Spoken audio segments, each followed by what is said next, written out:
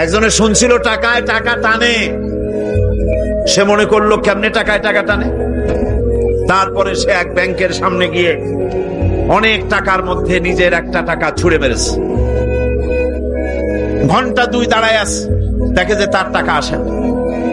তখন ব্যাংকের দারোয়ান এসে পিছন থেকে গলাটা ঠেসে ধরছে, বেটা তুমি চোর নাকি, না হাইজাকার, না মাস্তান, না সাদাবাজ? কয় যে না, আমি এর কোনোটাই না। তাহলে এই পজিশন নিয়ে দেখতেছো কি? কয় যে আমি শুনছিলাম টাকায় টাকা টানে, সেজন্য আমার পকেটে একটা টাকা ছিল, ওই যে কেশিয়ার টাকাগুলি গুনতেছে ওইখানে মারলাম, দেখেনি টাকা, আমার টাকায় কিছু টাকা টাইনে আনে। এতক্ষণ দাঁড়ানো, আমার টাকা তো টানলই না, আমার যে একটা টাকা তাও আসে না।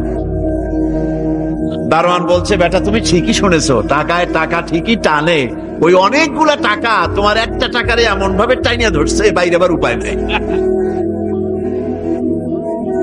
সুদভিত্তিক অর্থ ব্যবস্থায় গরিবরা এভাবে শোষিত হয়। শোষিত হয় কারা? গরিবরা। সিনেমা কারা বানায়? ধনীরা। শোষিত হয় কারা? গরিবরা। লক্ষ্য করেন, তাকান, আল্লাহর কথা কত বাস্তব। ধনীরা সিনেমা বানায়, শোষিত হচ্ছে গরিবেরা। রিক্সা চালায়, ঠেলা গাড়ি চালায়, মাথার ঘাম পায়ে ফেলেছে, পরিশ্রান্ত হয়েছে, বিকাল বেলায় সেই টাকা নিয়ে যাচ্ছে বাজার।